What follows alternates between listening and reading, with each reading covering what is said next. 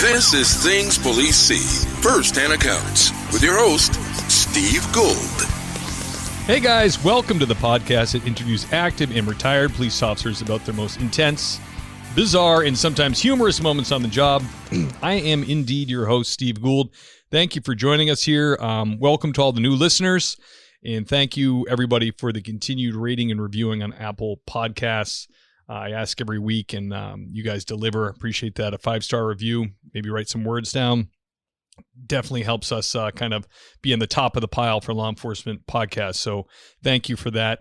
I want to thank the sponsors of the show, the people who donate monthly, my beloved Patreon people. I'm talking about David Viveros, Richard Zuniga, the great Bill Broadway, Thomas Connell, Luke Ervig, Corey Payne, Jacob Ruth, Rich Emery, Scott O'Donnell, David Diaz. The list goes on.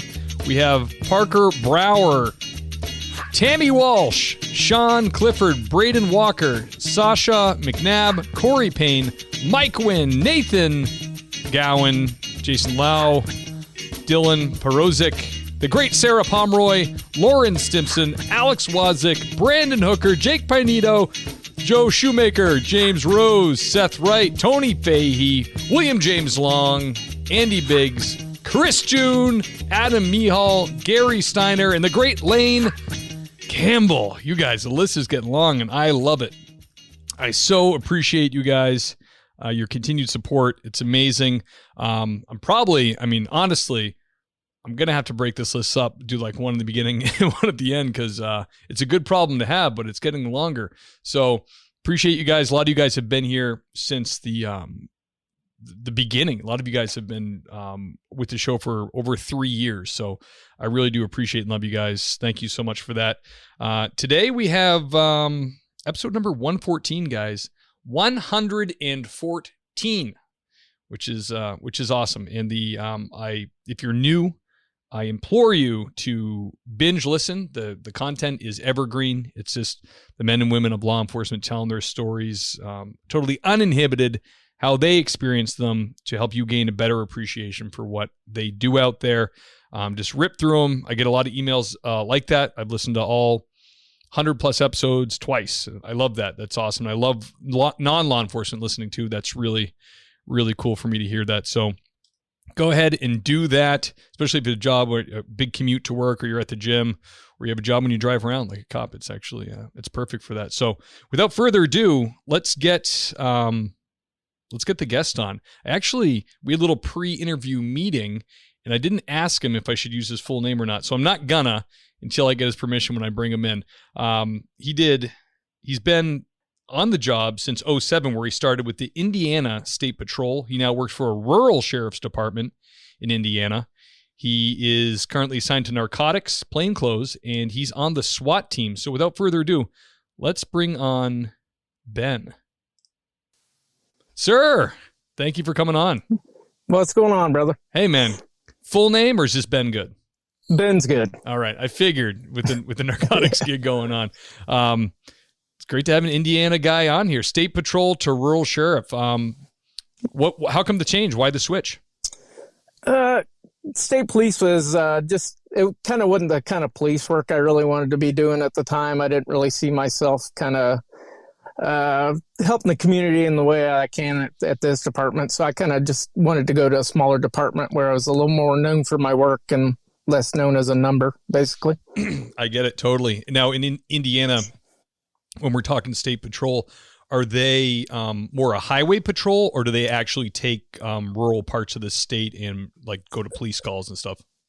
It just kind of depends. Their primary role is on the interstates, but smaller communities, they do jump in and take those calls a lot of times. I hear you. I hear from stadies and all different, we call them stadies in Massachusetts. I don't know if that's common for you guys. Yep. For Mass, it pays well for sure. But like you were saying, if you're not, depending where you are, if you're in like a more populated area, you might not be doing what you envisioned being a police officer to start. You might not be going, you might not be in the community so much. you're kind Yep. of, a lot of times you're seen as the heavy, like you're the trooper. You're kind Well, of, for me, it was me getting pulled away from the community I had grown up in, and I actually wanted to serve as part of it, because you would be servicing, 2 to 4 counties and on a shift, and it just kind of it detracted from what I really wanted to do as far as law enforcement goes. Yeah, it's so true, isn't it? Like I work for very small department now, but you do you get the wins are much better. You actually can affect people's lives, and you can see it happen, and you can look down chronologically their life, and you can see something you did that helped them or helped correct what was going on, where that in a bigger agency that you might not get that at all. Yep, absolutely. So absolutely. You feel like working for the sheriffs is accomplishing something of that. Oh yeah, it's a great administrators I have that I work for too, that are very much community oriented and care what the public at large see us doing. Yeah, absolutely. And I hear also from the big state agencies too, that they're pretty hard on numbers when it comes to traffic. Yeah, like they're like, hey, there's no quotas, that's illegal, but we will print your name out every month next to everybody else's name. And if your number isn't close to their number, there's a problem. You find that? Yeah, there was some of that. Kind of middle of my career, there was a lot of emphasis on numbers, and it would just be like, hey, you need to get this many traffic stops. But I'm like, I'm looking for dope. I'm not making that many stops. I'm making this many arrests. Well, you still need to get your numbers, kind of thing. That was frustrating. I think it's kind of gotten away from it here in Indiana, luckily, and they do a lot more actual police work. Oh, that's good. Yeah, that's so true with especially when you're working drugs. It's like you could sit on the side of a highway and sit there for hours until you find the right car that you can exactly figure out which one has the dope, the right set of circumstances, the right registered owner, fits the mold, and then you're like, all right, I'm going to do some real police work here and get an arrest. That doesn't necessarily happen when you're, bagging everybody for 10 over, running car to car. Right. And especially if you want to follow on and get search warrants based off of that traffic stop and things like that. And you're burning up a whole shift doing stuff like that and get caught up in the paper, and you're getting dinged for not making your traffic stop. So. Right. Yeah. I see all these drug busts, but how are you going to write a whole ticket book of tickets if you're doing that? I don't understand. This doesn't jive exactly with our mission. Yeah, I get it, brother. Well, good. I'm glad you made the swap, and you're. I always thought there was something cool about being a sheriff. Anyways, I mean, it's classic Americana being a sheriff. Yeah. Absolutely. Yeah. I think too the fact that they get voted into office kind of gives them that a little more accountability than some people do have as far as that goes. Absolutely, yeah. Might not be so good for the guys in the upper admin, but for the guys out there working, it's fine. It's the especially I know a sheriff up here in Massachusetts. They do the jails and they don't really do patrols, but we use our canines and stuff sometimes. But they went to a conference down in Texas for sheriffs, and they said there were sheriffs that would showed up in helicopters. I'm like, wow, jeez, that's pretty badass. I mean, yeah, we don't have that. I think in the Southwest, the county is king. The sheriff is oh yeah. But like you said, he's the man. Exactly. You could be voted out next time. Then no helicopter for you. Yeah. Then you're done. All right, Ben. Well, hey, let's get into the brass tacks here. Ask the first question. Can you take us way back to 2007 when you had your first hot call as a young copper? Yeah, actually be pretty close to it. It was probably my first week in FTO. I was working in a rural county, west of where I'm at now. Heard a call come in of a domestic between 2 sons that were drunk and their elderly father. Of course, as the call develops, we find out that one son grabbed an AR rifle, went back into the woods. So me and my FTO get on scene shortly after. There's a town marshal. It's kind of flashing a flashlight back towards the woods and find out the son's back there with a rifle. One son is. The other son's still in the house after talking to the elderly father. So I kind of knew I wasn't going to stand along the woods and flash a light.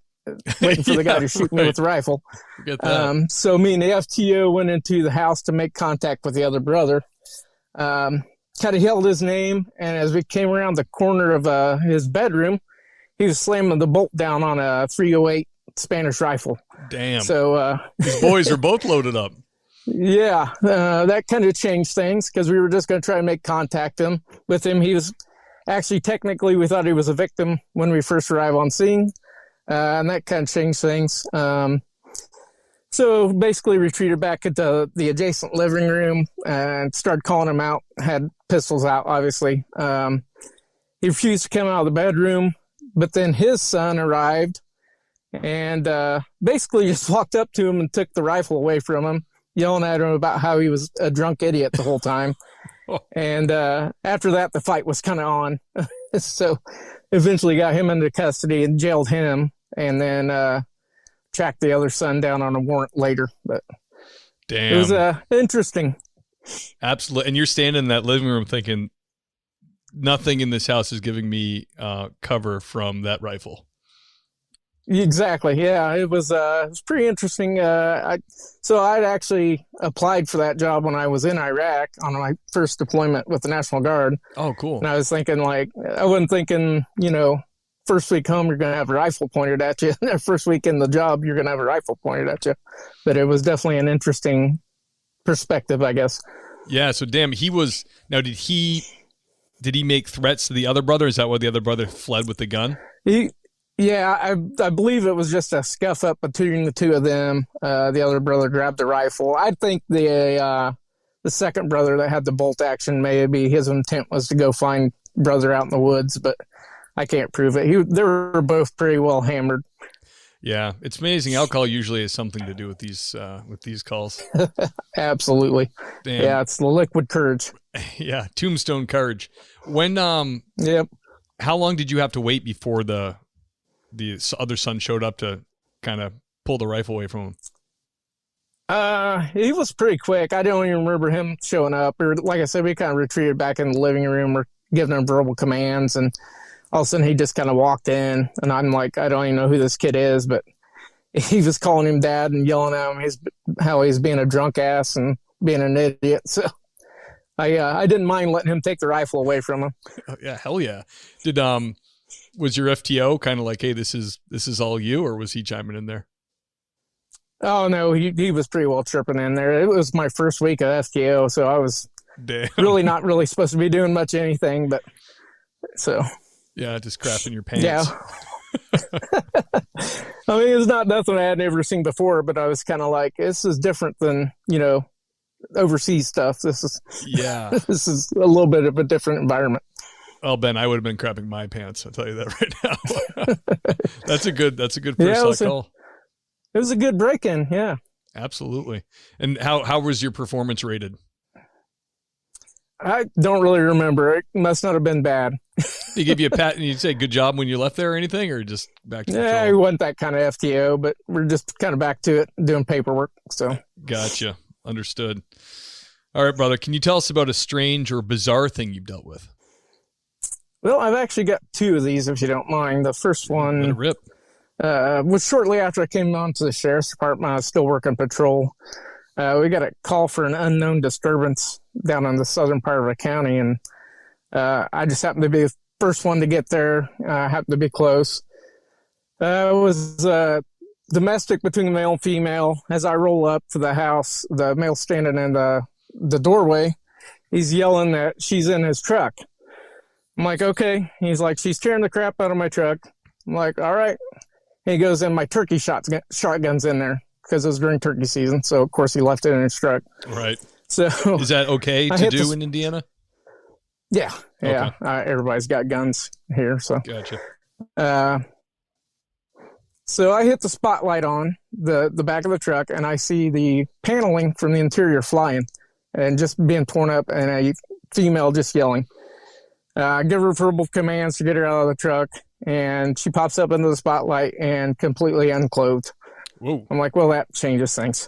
So made sure to check to see if my in-car camera was recording, because, you don't want any of those allegations. Right. Give her verbal commands to come out, She hops out of the truck, basically felony stopper back to me, put her in handcuffs, completely naked, throw her in my car. She starts crying and just completely apologizing. Well, if there's ever a moment in your life when it's okay to cry, it would be that scenario. Exactly. So I get my backup officer here, and he had just gotten one of the new Tauruses, the Ford Interceptor package Tauruses, brand new, like, I don't know, a couple 100 miles on it. I'm like, hey, can you take her to jail? We're going to hit her with criminal mischief and all that. And he hadn't got about a mile down the road when he hit the dispatch up on the radio saying that he had to stop because the female had hit her head against the window and was now spitting all over his new car. So he said he threw a spit hood on her. She actually chewed through the spit hood, and he had to put a second one on and to basically hold the back of the spit hood all the way to the jail. I never really got the story of why she was like that. She had been drinking out earlier that evening and just kind of lost it. Went nuts on the guy, and then went out and decided to tear his truck up for some reason, completely unclothed. So were they really like make sense to me? Were they being intimate and then?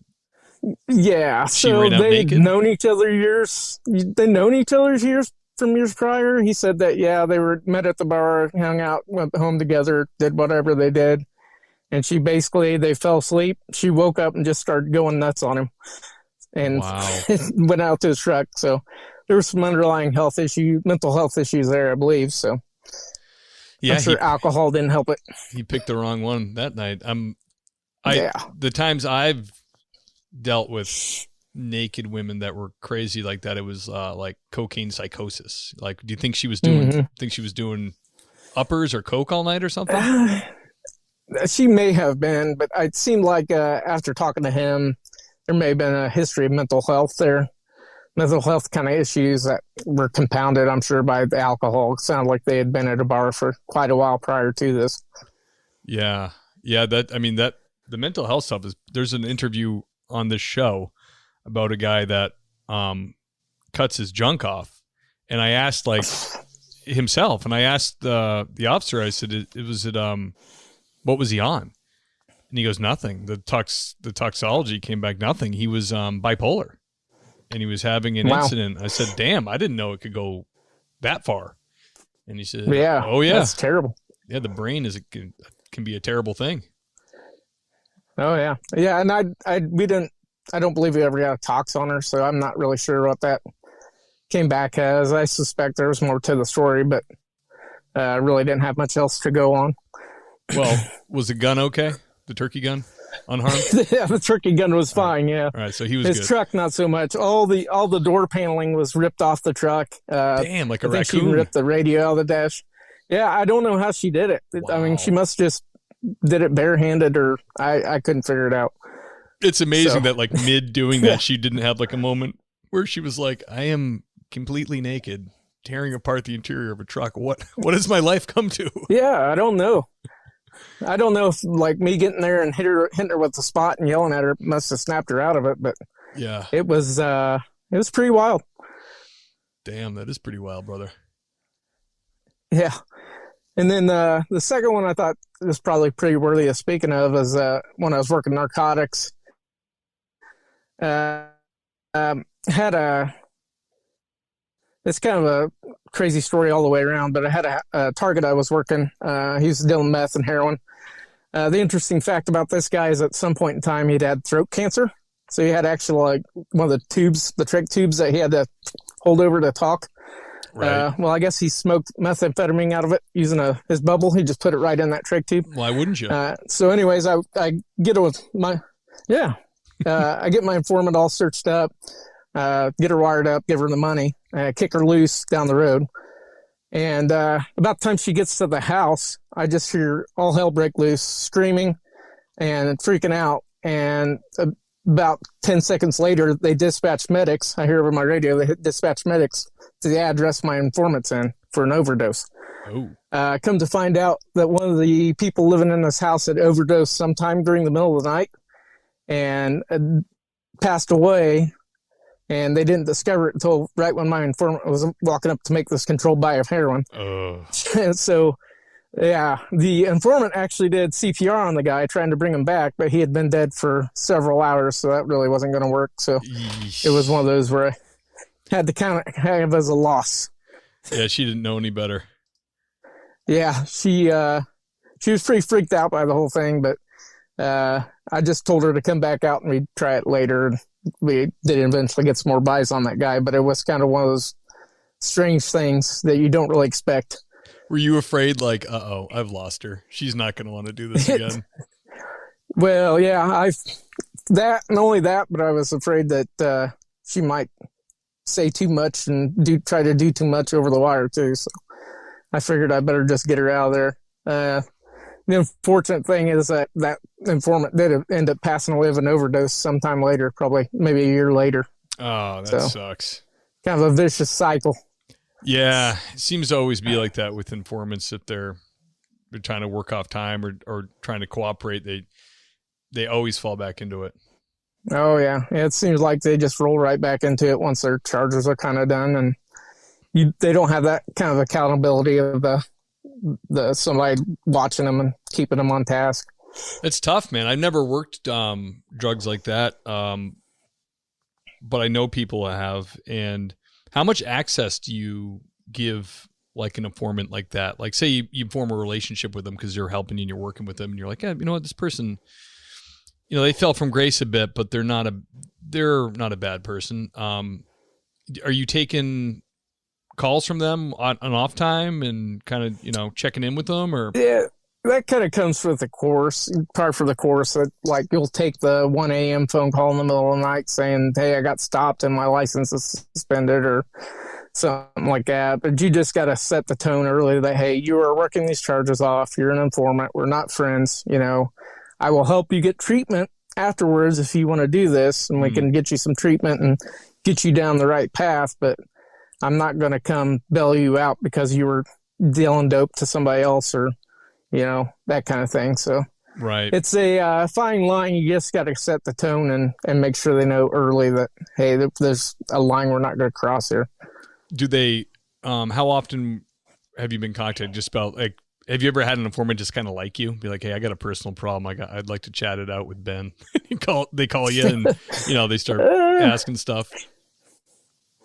Not really that kind of thing. I think I just kind of make it known early enough that it's just kind of a professional type of thing. Right. I'm not your buddy, and you can be cordial with them. They're still people, you know, they're people that have made mistakes in their lives. And sure. I think that kind of helps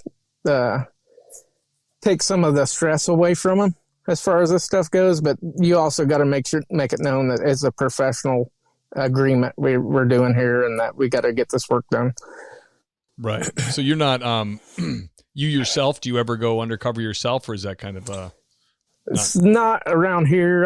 I grew up around here and a lot of people know me. Right. So anymore, it's just mostly confidential informant. We use CIs most of the time, and then just mostly like surveillance type stuff. You usually get them from patrol, flip them or whatever from patrol. Or yeah, or so we just started a pseudo interdiction team. So a lot of times I'll have a target house and I'll just sit on it, and we'll get our interdiction guys to kind of stop them, flip them in. Right. And you got to be, when you get somebody too, it's like you must have a good relationship with your DA's office too, for like what you can offer, what you can't offer, that type of thing. Yeah, exactly. Yeah. You definitely don't want to surprise a prosecutor when all this goes down and he finds out who the informant is you're taking to court. I told him he was fine. There'd be no charges at all. Yeah, you can't really do that thing. You got to set the expectation early and be like, hey, I've got to talk to some other people on this. So. Right. It's not like the olden days where you could, you know, just promise them the world. Yeah. Nope. That's definitely changed. Yeah. That's probably for the good, because otherwise it could definitely become abusive if you're, you know, playing I agree, yeah. judge and jury. You got to have some kind of checks and balances. Yeah. you can't just go out here running rogue, especially when you're talking about money and drugs. So, yeah, absolutely. I wanted to ask you, I wrote a note here with the difference between academies where you are. So you started as is it a trooper in Indiana? So they call you? Yeah, it's a trooper. Yeah. Started as a trooper. Yep, troops. What are your academies like? Is the trooper academy much different than a local or say a sheriff's department? Or do you guys all go to the same academy? So it's all housed at the same Indiana Law Enforcement Academy. These troopers have their own academy. When I went through, it was 23 weeks long. I think it's up to 26 now. Then they have what they call the basic academy, which is where everybody else goes. And I believe last time I checked, it was 16 weeks. Okay. Yeah. See, in Mass, it's there's a municipal academy for everybody else, and then there's the troopers. The trooper academy is like renowned for being difficult, like extremely hard, super hard to get into the job here to be a statey if you want it. And also the academy is just like, the Marines will tell you it was hard. Like this academy sucked.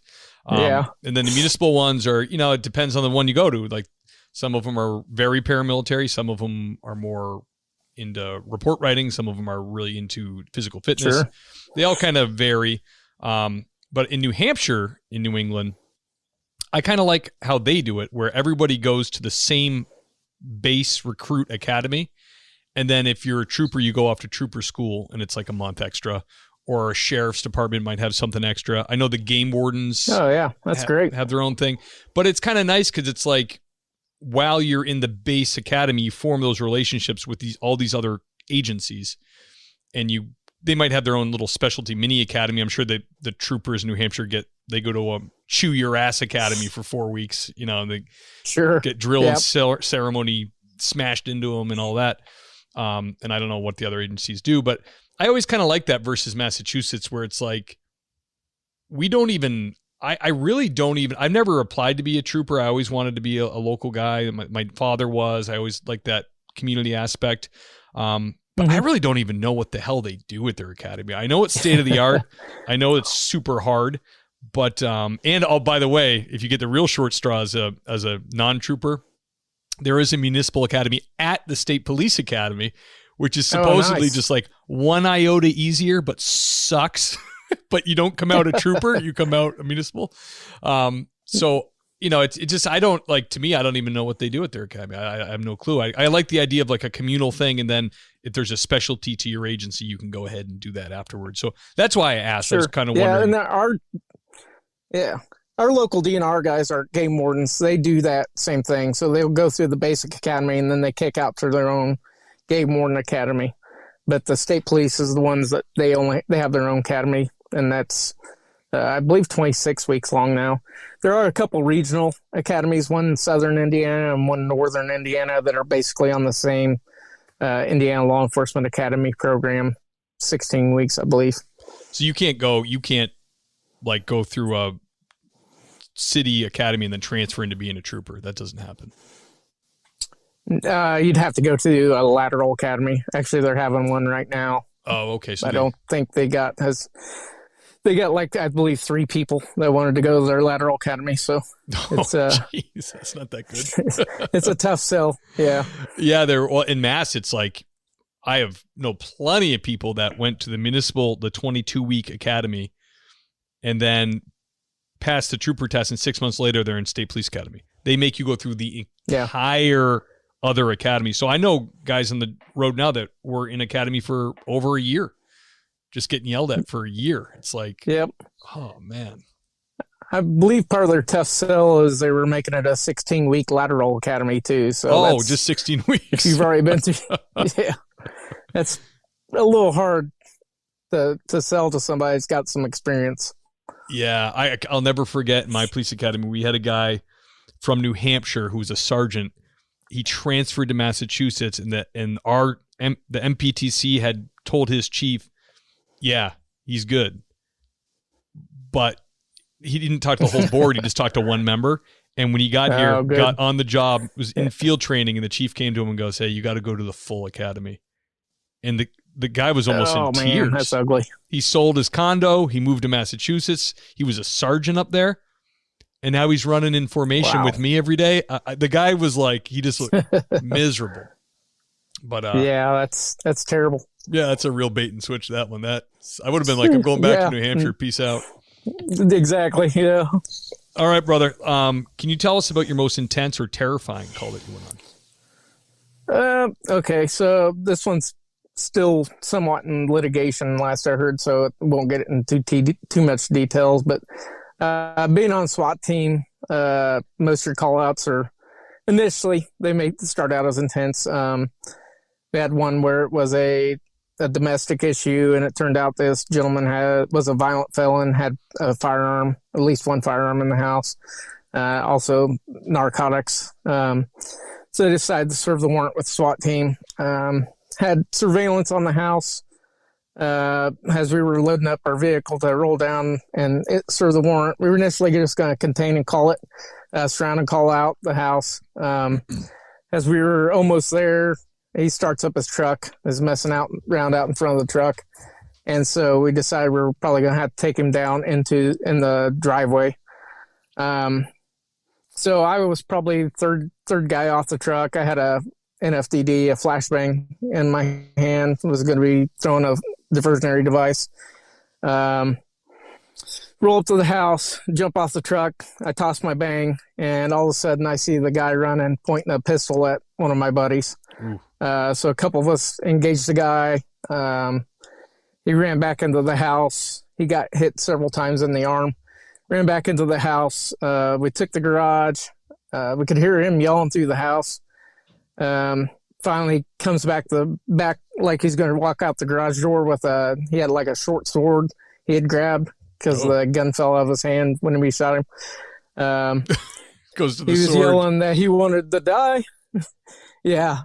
And then when he saw 6 or 8 of us pointing rifles at him in the garage, he decided that he'd changed his mind and didn't want to get shot anymore. So he fell to the ground. And luckily for him, we have very good tactical medics that we have on our SWAT team. There's always a minimum of 2 of them rolling to a house with us and 2 of them on the ambulance. So they were able to do their thing and save his life. And that was a very good real-world use first time of our tactical medics, and they really showed their stuff that night. Damn, I guess so. When you talk about tactical medics, you guys have doctors that sign on, kind of get sworn in, or do you guys have? Yep, we have so we have a medical doctor who kind of oversees the program, and then paramedics from our fire department, local fire department, or our tactical medics. So they're armed up and all that, kind of sworn in a special capacity? Yep, they're special deputies through the sheriff's office. So they roll right into the stack with us, train with us every month, and they're very good at what they do. Damn, I guess so, man. Wow. Yeah, you don't often think about a SWAT medic taking care of somebody. You always think of them helping teammates, not helping not helping the victim. But that makes a lot of sense. So it sounds like this guy dropped the sword just in time not to be turned to Swiss cheese. Yeah, he'd pretty well taken the fight out of him by the blood loss. So he realized what was going on. So a little bit of a tourniquet action, I'm sure. Yep. And then they did their whole. I mean, those guys can do antibiotics and fluids and all that stuff, and they use their experience from what they see in their everyday, paramedic capacity, and they really run with it on the tactical side. Sure. Had these guys seen gunshot wounds before? That was the first one. We'd started the program maybe a year or 2 before, and that was kind of the first real world outside of training injuries and stuff like that. Wow. When he came up, when he was at that, go ahead, Ben. Go ahead. Yeah. No, I don't know that they hadn't seen him before we don't have a whole lot of shootings around here, so I don't think they had seen any just on the bus. Gotcha. I was going to say, when he was, when you initially came up and he was by the truck and he was running towards you, was he firing rounds or was he just pointing the weapon at you guys? I don't know. I never heard exactly. I heard one round go off. I thought I saw him. He was kind of just running across the open garage door, so he's backlit to me. I could clearly see the pistol, but I had thrown a flashbang, and then there was another guy that had thrown a flashbang. So those were kind of going off. And so all the chaos, it was just kind of running on autopilot. Right. How much is so you're throwing a flashbang outside. How much does that affect you? You just close your eyes, obviously, when you throw it? You look away? Yeah, so look away, kind of. You just know you're not going to throw it right in the middle of your field of vision. And honestly, all you're trying to do is just get somebody to look as a distraction in a different direction. Right. Yeah, kind of shock them out of... I've seen like video reenactments of what a flashbang does to you, like in a room. And it's pretty intense. I can see how it kind of... the purpose is kind of to reset that person's brain. They go from like wanting to hurt you to going like, I just want my senses back. Like what am I trying to figure out? Especially in the dark. Yeah, that's what really sells it. So yeah, damn. And they're loud as hell. Yeah. Hence the bang portion of the title. Exactly. Yep. Damn, man, that's a good one. Ben, can you tell us about a positive encounter you've had on the job? So working narcotics, I don't really get as many positive encounters as I used to when I was on patrol. It seems like, especially in our part of the world here, everybody still really appreciates what we do. But I did run into a small child that I had pulled out of a house on a search warrant. He was probably 7 or 8 at the time, and he actually recognized me. No and kidding. Came up and thanked me for getting me out of there. So, also a small community, so he goes to the same school as my son, kind of knew who I was beforehand. So, yeah. So that's just kind of a heart-touching thing. He actually told my son about it before he even came up and talked to me. So, just bad family life. And I honestly didn't remember taking his mom to jail. But the little kid did, and he was thankful he's living with his grandparents now. And that kind of took me aback a little bit. Yeah, absolutely. That's a huge one, especially you get to look like, the man to your son. Yeah. Yep. He kind of didn't really, I guess he never really thought about it that way, but just being such a small community, and I never think about it. There's times where my son, my daughter may run into people that I've either arrested or, had some kind of contact with. So. Yeah. Let me ask you, Ben, how does that play into working narcotics, being a small town, or not small town, but local area narcotics guy? People know you. Have you had, does it enable more trust with informants where they're like, hey, I know Ben. I know he's a good guy. Maybe I'll work with him, or I trust him to not lead me down a bad path type of thing. Does it help with those relationships with? It has before. I've actually had informants that I went to high school with kind of knew me, but it can also hinder you, if they see you creeping, they know your face and you're parked out in front of the house and they, went to school with you or whatever, it'll hinder you a little bit sometimes too. So you just got to be really careful how you set surveillance up and kind of what you do. Yeah, you got to wonder, are they going to play my familiarity against me? It could go it could cut both ways. That's one thing. Sure. Yeah. Where I started my police career, I was in basically, we had school districts. So I was basically working in the town next to the town I grew up in, but where our regional high school was in the town that I was in. And it was hard sometimes. Like I remember one time my sergeant on the shift was also a DOT cop. And he arrested a kid I was on the baseball team with for operating license out of class. Like he had let his CDL lapse, and he was operating a CDL. And DOT cops do not mess around with that. They no. So I showed up and they go ahead. I would say I showed up and there he is in cuffs and crying and saying, "You're like, oh crap!" And he's not a bad kid either. So it's kind of like, oh damn. And he's like, I'm like, dude, you got to be up on that stuff, man. We don't mess around with commercial drivers, Yeah, that's one thing. So state police tried to make me do that when I first came out of the academy, and another deployment saved me from having to get recertified. I don't like messing with truck drivers making a living out there. It's and they set up the scales and the weigh stations, and it's like they don't just do the big rigs either. They'll do local landscape guys. Exactly. And it's like, Yeah. hey, you got mowers on there? Those need to be strapped down with X, Y. And no one does that. They're like, well, I'm just driving around neighborhoods with a mower. They're like, no, you need literally chains. going 2 yards down, man. I'm going 2 yards down. Right. Let me go. Where are your loading chains? You know, your restraints. It's like, we don't have any of that stuff. But yeah, that I felt that was hard, man, especially in other arrests that I had with kids I went to high school with in the booking room where, you know, it's one thing making the arrest, but then it was a small enough agency where we also booked. And then there's that real quality time with them in the booking room. Sure. Yeah. And it's like super awkward because booking takes 45 minutes and, you know, they really have an opportunity to soak in your betrayal of them. Sure. Yeah. Luckily, I was a fat kid when I was in high school, so most of them don't really recognize me too much. So. Oh, that's great. That was great. I've been equally chubby my whole life, so there's no hiding. No, I struggle with it. Yeah, dude, I've lost and gained the same 30 pounds. I don't know how many times. I'm 42 now. I've gone up and down. I've never been super, super fat, but, you know, I'm 5'10". At one point I was at like 255, which is pretty heavy, you know? And I've also been 185. It's just. Yep. I've been there. And when you wear a uniform every day, I try to tell people that it's like when you wear a uniform every day that you have an allowance for, they're not just running out and buying you new pants because you got fat. You are squeezing your ass into these pants. And I'm the kind of person I can put on 5 pounds in like a 2-week vacation, 5 or 10 pounds. Oh yeah. Easily.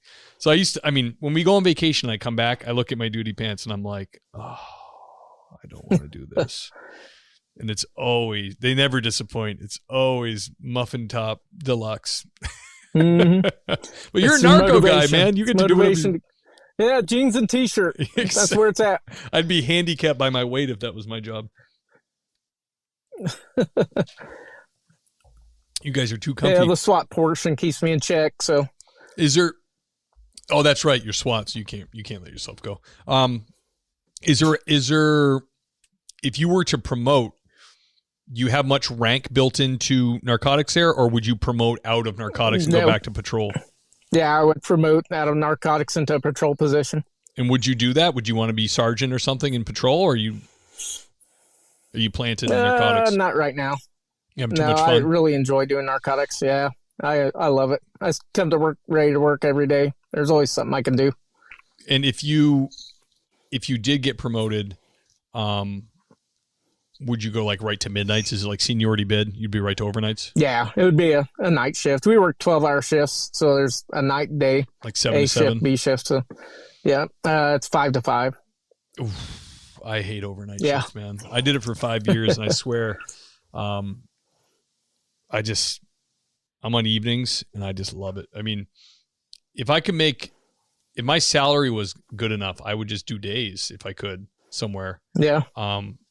But it's not. I need evenings because then I can do road work during the day, you know, they call them details up here to make extra money. Yeah. But like if someone would just give me like $120,000 job just to work day shift 40 hours, I think they call that chief. If someone just make me chief. Yeah, exactly. Yeah. I would do it. No doubt. Yeah. The good thing about my jobs is they tell me to work 8.5 and do whatever you kind of need to do. So if I need to come in afternoon or evening or early mornings, they're cool with it. So how do you ever give that up? Like, how do you, unless it's like an assignment they take away after a certain amount of time or can you sit there?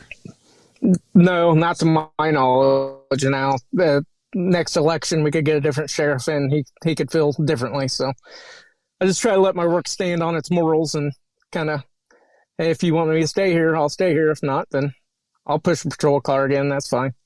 Gotcha. So with you guys is like in Massachusetts, most departments, a detective spot would be an assignment from the chief, not rank. Yeah. Is it a rank for you guys or assignment?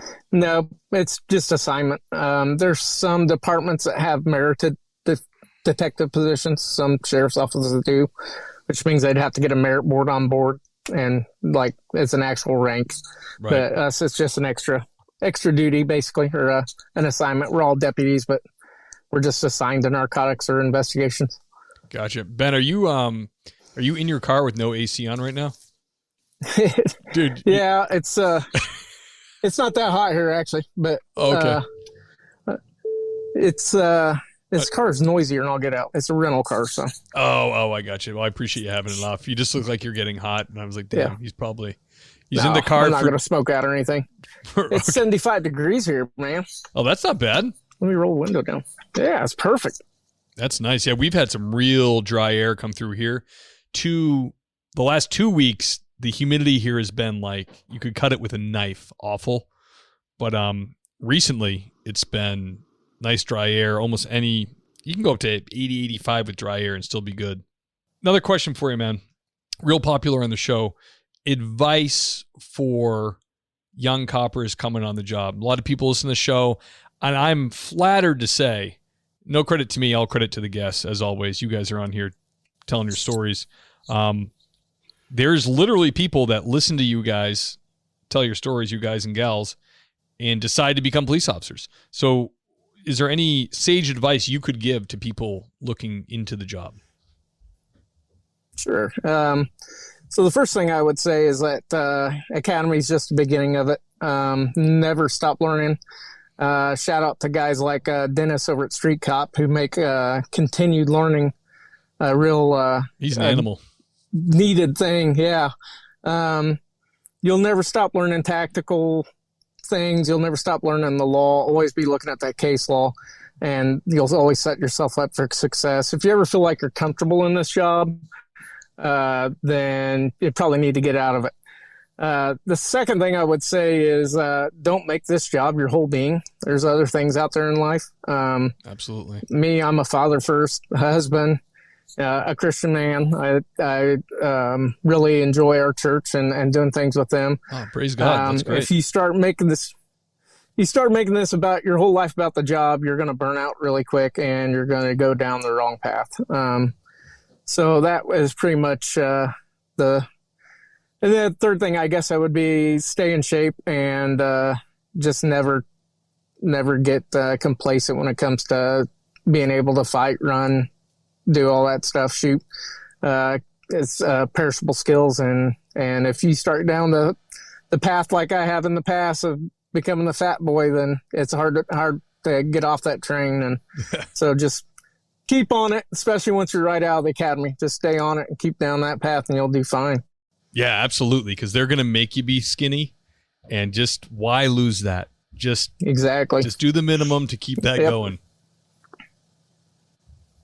Yep. It's about all of the wise sage advice I have. So good stuff, Ben. I like it. Let me ask you about your faith real quickly. So Christian guy, which I appreciate. Sure. I am also. Yep.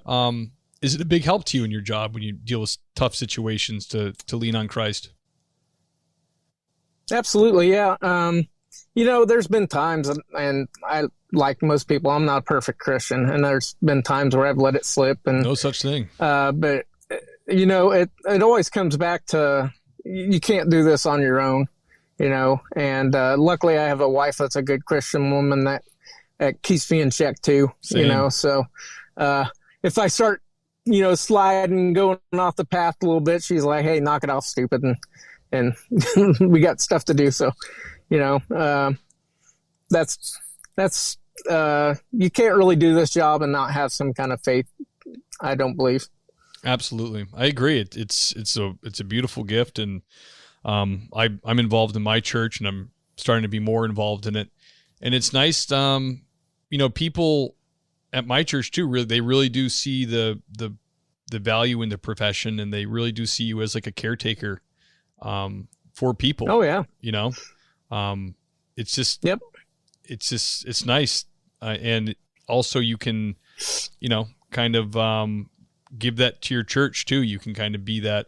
I'm always packing when I go to church. I'm always Yeah. Actually, we just started a security team that I'm in charge of. So it's wrangling those cats and trying to get them up to speed on church security stuff. So right. It's in its infancy, but it's going in the right direction. Yeah. It's unfortunate we even have to think about it, but the church we go to it's not off the beaten path, but we're not in a city.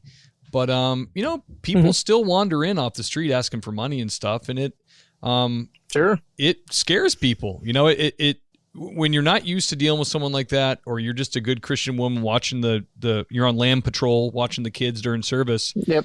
Exactly. And you get somebody, there should be like a little plan in place, So I was just talking to my pastor about this the other day, and he's totally on board, which is kind of having just a little bit of a plan, just so people know where to go, what to do, who to talk to. Yep. A lot of people are very polite, especially in church. They don't want to interrupt service, or they don't want to do this or do that. But if there's a problem, they should know. They should be empowered to go, hey, walk right and go. Absolutely. Steve, Dave, Doug, whoever, got a problem. Come here. Grab some men. Yep. And they'll come out, So that's great that you're doing that for your church. And like I said, it's a shame. But it's like that everywhere. All institutions of faith right now. Like when I was in Southern California, one of the ways I was offered to make extra money was to work at a synagogue. They do not play, those guys. They are very paranoid about attack, as they should be. They get threats all the time. Yeah. But and they're funny. I never did one of the details, but I was talking to a copper that did, and he said the Jews would they would kind of test you. They would I just have a group of people form across the street and be kind of taking pictures, or just to see what are these guys going to do for us? What are they going to be good or whatever? So, Israelis are known for their security. They're absolutely by necessity security people. So yep. Yeah, that's just kind of doing their own red cell on the off-duty cops. Right. Yeah, exactly. Hey man, it was great to have you on, Ben. Thank you for I appreciate it. Honored that you came on. I'm honored that you listened to the podcast and you donated some time to come on here to the show. Really appreciate it. Great stories. And I'd love to have you back sometime if you're willing. Hey, no worries. Yeah, I appreciate you having me on. Thank you. All right, brother. Hey, I'm going to go to the outro, put you in the green room, and I'll be right back at you, okay? Okay. All right. Sounds good. Hey, guys, episode 114, Ben from Indiana. Sheriff Department, working narcotics in a kind of a small town setting. Really cool stories. Really cool to hear how his faith impacts his job. Really glad he came on. I'm really grateful for you guys. If you love the show and you heard all the episodes and you binged them and you're like, geez, how can I make Steve's life a little bit better? Well, what you could do is join Patreon. You can go to thingspleasesee.com, scroll down and click donate. That will bring you there. Or in the show notes, just click on the Patreon and that will bring you to the page. You can choose two tiers. There's a patrolman tier and there's a sergeant's tier. And they both offer two different things, but for both of them, you'll get access to the Patreon, which is kind of like a Facebook page where I do random posts, a little behind the scenes stuff, a little bit of work stuff, a little bit of life stuff, do a poll once in a while. You'll get the video interviews when you go there, and I'll mail you a nice vinyl TPS logo sticker. And it's a great little community. There's about 32 people there now. It's only been open for a couple weeks, so. If you love the show and you want to show your support, go there. I encourage that. That would be awesome. If you can't afford it, it's not in your budget right now, don't worry about it. The show's going to remain free. You're going to get 4 episodes a month, and you'll be hearing the stories from these guys and gals about what they do, and hopefully getting your appreciation for that. So love you guys, and I'll catch you next time.